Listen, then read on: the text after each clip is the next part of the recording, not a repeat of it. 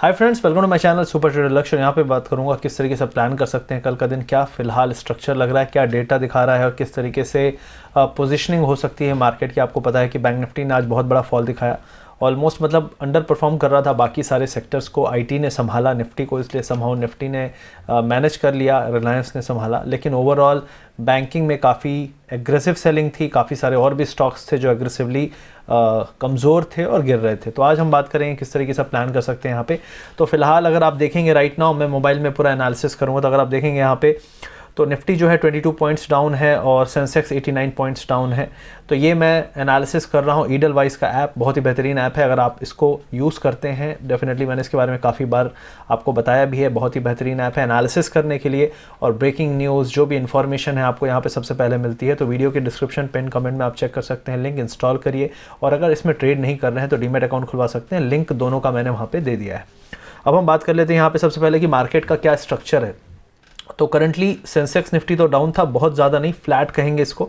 कल काफ़ी डाउन था, लेकिन आज अगर आप देखें तो बैंक निफ्टी ने ऑलमोस्ट 1.7% का फॉल दिखाया। और इसका सबसे बड़ा रीज़न था कि जो कोटक में माहौल बिगड़ा, उसके बाद क्रूड ऑयल $120 के ऊपर चल रहा है, और बाकी बैंक, बड़े बड़े बैंक सारों ने अच्छा खासा फॉल दिखाया है। मतलब कोटक और HDFC बैंक, ICICI बैंक सभी 1.5 से 2.5%, 3% तक डाउन थे। तो ये सबसे पहली चीज़ है। दूसरी चीज़ है, ऐसा नहीं है कि सिर्फ बैंकिंग में फॉल आया है। मिड कैप अगर आप देखेंगे तो एडवांस डिक्लाइन रेशियो भी काफ़ी कमज़ोर है। 1100 स्टॉक गिर रहे हैं, 700 स्टॉक उठ रहे हैं।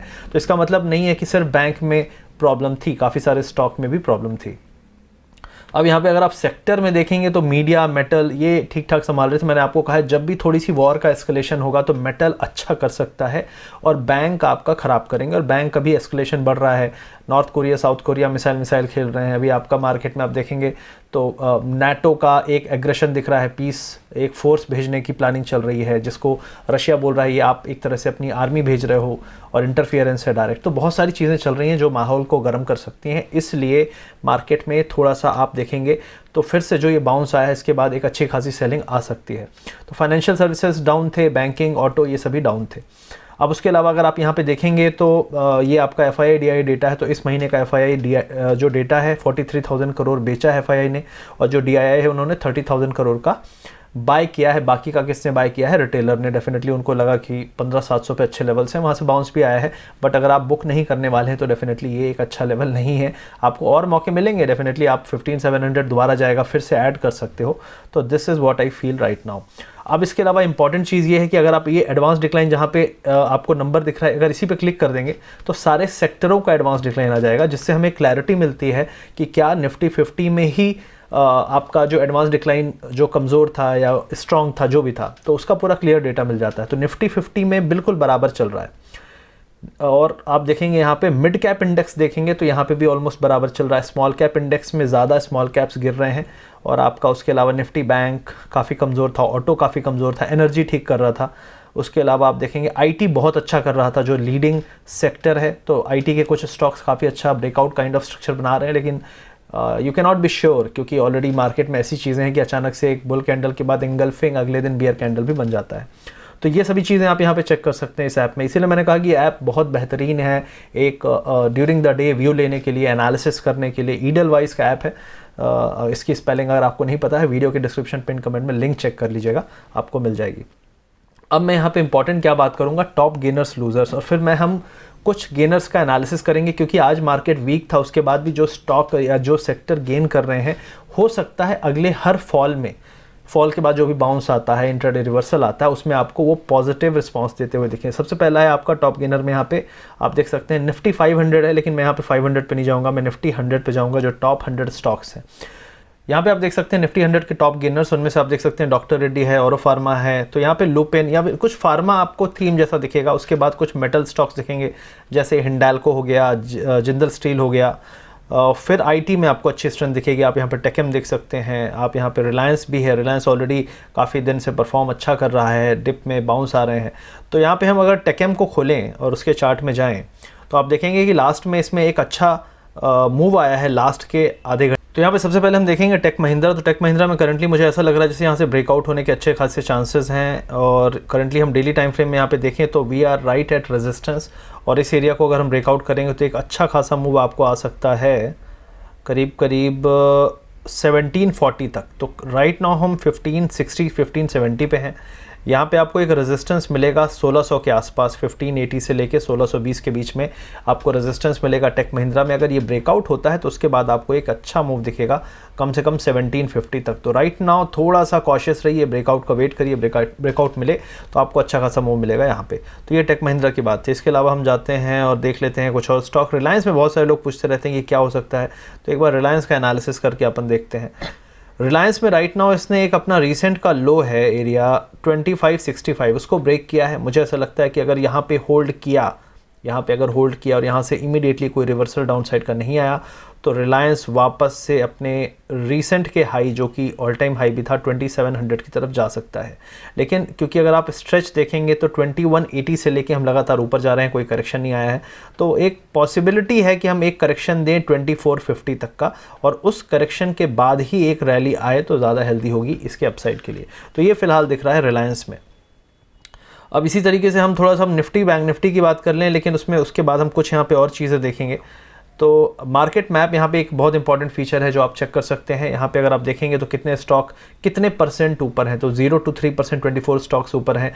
3% to 5% अगर आप देखेंगे तो यहाँ पे एक स्टॉक जो है वो ऊपर है और डाउन साइड में भी सेम है। तो एग्जैक्टली सिमेट्रिक आप देखेंगे यहाँ पे एडवांस और डिक्लाइन दिख रहा है राइट नाउ निफ्टी 50 का। जो टॉप गेनर है लूजर है वो भी आप यहाँ पे चेकआउट कर सकते हैं। अब जिसकी बात मैं करना चाहता हूँ वो है यहाँ पे कि फिलहाल निफ्टी 50 में क्या चल रहा है। तो निफ्टी 50 के अगर हम यहाँ पे टेक्निकल्स देखने की कोशिश करते हैं तो निफ्टी 50 अगर हम देखें तो राइट नाउ अपनी क्लोजिंग 17,222 पे है। अगर हम 17,100 को ब्रेक नहीं करते हैं तो ये एक अच्छा बेस फॉर्मेशन होगा। यहाँ पे एक गैप था, उसको फिल करने की एक बार कोशिश हो चुकी है। लेकिन अगर किसी भी केस में आपका 17,080 का एरिया 17,100 का एरिया टूटता है और एक बड़े कैंडल के साथ टूटता है और हम 17,000 के नीचे जाते हैं 16,900 तक, तो बैंक निफ्टी यहाँ से एक डाउन ट्रेंड स्टार्ट कर देगा। तो बी कॉशियस, क्योंकि चीज़ें बहुत तेज़ी से बदल रही हैं, ऑयल प्राइसेस ऑलरेडी हाई पे हैं। तो यहाँ पे माहौल जो है फिलहाल इनडिसाइसिव है, लेकिन दोनों तरफ के लिए आपको रेडी रहना पड़ेगा। आप नहीं बोल सकते कि 18,000 ही जाएगा, नीचे भी जा सकता है, ऊपर भी जा सकता है, लेकिन ब्रेकआउट की रेंज जो है आपका 17,400 450 है और ब्रेकडाउन की जो एरिया है वो 17,080 से लेके 17,100 है। ये फिलहाल निफ्टी 50 आप यहाँ पे चेक कर सकते हैं। यहाँ पे आप एक और चीज़ चेक कर सकते हैं, कंट्रीब्यूशन, कि आज निफ्टी जो ऊपर था या उसमें कौन से स्टॉक्स थे जो ऊपर की तरफ खींच रहे थे और नीचे। तो रिलायंस और इन्फोसिस सबसे ज़्यादा ऊपर की तरफ खींच रहे थे और नीचे की तरफ खींचने वालों में HDFC bank, ICICI bank, Kotak. तो बैंकों ने नीचे की तरफ खींचा और जो बाकी IT और रिलायंस था वो ऊपर की तरफ इसको खींच रहे थे। ITC अंडरटेकर भी जागा हुआ है इस समय। और यहाँ पे अब हम जाएंगे थोड़ी बैंक निफ्टी का देख लें, क्योंकि बैंक निफ्टी में काफ़ी लोग को नर्वसनेस है कि क्या होने वाला है। तो बैंक निफ्टी की बात करें तो बैंक निफ्टी बेयरिश है। बैंक निफ्टी ने एक बहुत ही इंपॉर्टेंट लेवल्स को तोड़ा है और क्लोजिंग जो हुई है वो बहुत ही बुरी हुई है मेरे हिसाब से, क्योंकि हम जहाँ से एक अच्छा खासा बाउंस, जहाँ से आप देख सकते हैं एक अच्छा खासा हैमर कैंडल बना था, वहाँ हैंगिंग मैन भी कह सकते हो आप, लेकिन जो क्लोजिंग है वो अच्छी नहीं है। हम बिल्कुल उसके बेस पे जाके क्लोजिंग हमने दी है 35,460 पे। अगर हम इसके नीचे जाते हैं तो ये यहाँ से प्रॉब्लमेटिक हो सकता है और हम वापस से बहुत तेज़ी से नीचे जाएंगे क्योंकि रिवर्सल कंफर्म हो जाएगा। तो अब अगर कल भी आपको रेड कैंडल दिखता है, यहाँ से हम डाउन साइड स्टार्ट करते हैं, तो जो अगले टारगेट है वो 34,200, मतलब यहाँ से 1200-1300 पॉइंट डाउन साइड। और बहुत आपको पता है एक बार कंफर्मेशन हो जाता है ट्रेंड का, जैसे जब मार्केट यहाँ से उठना शुरू हुआ और एक बार थोड़ी सी प्रॉब्लम सॉल्व हुई, ग्लोबल मार्केट भी सपोर्ट करने लगे, तो रैली बड़ी ही तेज़ी से आई। उसी तरीके से अगर एक बार डाउन साइड कंफर्म होता है तो डाउन साइड भी बड़ी तेज़ी से आता है, इनफैक्ट रैली से ज़्यादा तेज़ी से आता है। तो ये आपको देख के चलना पड़ेगा।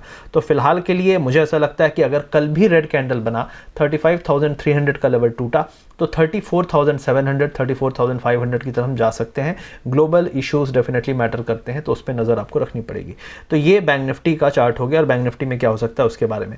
और इसके अलावा बहुत सारी चीज़ें जो मैंने आपको बताई यहाँ पे आप चेक कर सकते हैं। तो ब्रेकिंग न्यूज़ चेक करने के लिए आप यहाँ पे जाइए मेनू में और आप न्यूज़ पे क्लिक करिए। यहाँ पे आपको रीसेंट की जितनी भी न्यूज़ है सबसे पहले आपको यहाँ पे मिलती है। इस ऐप में सबसे अच्छी चीज़ है कि इन्फॉर्मेशन आपको सबसे पहले मिलती है। और उसके अलावा यहाँ पर अगर आप जाएंगे और आपको चेक करना है डेरिवेटिव्स, अगर आप चेक करना चाहते हैं तो आप वो भी चेक कर सकते हैं। फिलहाल हम यहाँ डेरिवेटिव्स में जाएंगे और डेरिवेटिव्स में हम ऑप्शन चेन देखना चाहते हैं कि करंटली क्या पोजीशनिंग है। इस हफ्ते तो हो गया, एक्सपायरी ख़त्म हो गई, अगले हफ्ते के लिए तो अगली एक्सपायरी को सेलेक्ट कर लेते हैं यहाँ पे और ग्राफ में जाते हैं। तो सबसे पहले हम निफ्टी देख रहे हैं। निफ्टी में करंटली अगर आप देखेंगे तो 17,200 पे इक्विलिब्रियम है। यहाँ पे आपको, मुझे ऐसा लगता है कि इस एरिया पे फाइट अच्छी खासी चल रही है, इसके ऊपर या इसके नीचे सस्टेन करने के लिए। आपका सपोर्ट, स्ट्रॉन्ग सपोर्ट है 17,000 पे, और रेजिस्टेंस जो है वो आपका 17,300 पे भी है और 17,400 पे भी है। मतलब गैप डाउन पे आपका यहाँ पे सेलिंग मिलेगी, और गैप डाउन पे 17,000 पे आपको हो सकता है सपोर्ट मिले, और गैप अप में आपको 17,300 से 350 तक का बाउंस मिले, तो वहाँ पे आपको सेलिंग भी मिलेगी। तो फिलहाल मार्केट में पोजीशनिंग थोड़ी सी डाइसी है। अगर आप यहाँ पे देखेंगे तो जो ऑप्शन राइटिंग है वो 200 पे भी स्टार्ट हो गई है। एक तरीके से मुझे ऐसा लगता है कि मार्केट यहाँ से फटने वाला है बहुत तेज़ी से, और उसके लिए पोजीशनिंग जो है कभी भी चेंज होगी अचानक से। तो इसलिए राइट नाउ पोजीशनिंग जो दिखा रही है वो दिखा रही है कि मार्केट कहीं भी एक डिसाइसिव मूव ले सकता है अगले कुछ दिनों में। अब हम निफ्टी की बात करेंगे, यहाँ पे बैंक निफ्टी की बात कर लेते हैं। अब बैंक निफ्टी की बात करें तो फिलहाल अगले एक्सपायरी को सिलेक्ट करते हैं यहाँ पे। तो फिलहाल रेजिस्टेंस 36,000 पे है। आपका जो टसल चल रहा है 35,500 पे है, क्लोजिंग भी वहीं पे हुई है।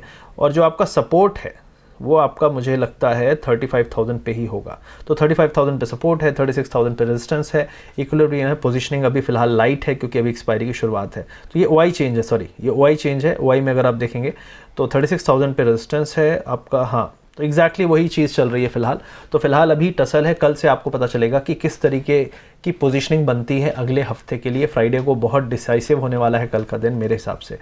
तो ये सभी चीज़ें हैं इस ऐप में। अगर आप चेक करना चाहते हैं तो वीडियो के डिस्क्रिप्शन पिन कमेंट में चेक कर सकते हैं। ईडलवाइज का ऐप है और यहाँ पे आपको बहुत सारी चीज़ें मिलती हैं। ट्रेड करना चाहते हैं, वीडियो के डिस्क्रिप्शन में डीमैट अकाउंट खोलने का लिंक भी मैंने दिया हुआ है। आई होप ये वीडियो आपको अच्छा लगा। अगर यहाँ पे एक और चीज़ आपको पॉजिटिव लेनी है वो ये है कि मिड कैप स्मॉल कैप जो है वो इंडेक्स वाइज पॉजिटिव है राइट नाउ। अभी यहाँ पे कोई बहुत वीकनेस नहीं है। स्मॉल कैप इंडेक्स भी आप देख सकते हैं पॉजिटिव है। तो ये फिलहाल माहौल है। डॉलर जो है वो स्ट्रॉन्ग है, बहुत ज़्यादा स्ट्रॉन्ग नहीं है, थोड़ा थोड़ा हाई लेवल से करेक्ट होता है। लेकिन जो रुपी डॉलर का कॉम्बिनेशन है वो फिलहाल बहुत तेज़ी से, रुपी वीक नहीं हो रहा है, 76-77 के बीच में ही होवर कर रहा है। तो ये एक पॉजिटिव नहीं कहूँगा, लेकिन wait and watch kind of scenario मुझे लगता है। तो ये सभी चीज़ें थी आज की वीडियो में। आई होप आपको वीडियो अच्छा लगा होगा। वीडियो अच्छा लगे तो लाइक शेयर सब्सक्राइब जरूर करिएगा। वीडियो के डिस्क्रिप्शन पिन कमेंट में लिंक दिया है, जरूर चेक करिए। वीडियो को ऐप को इंस्टॉल करने के लिए ईडलवाइज का app. Thank you very much guys, see you soon.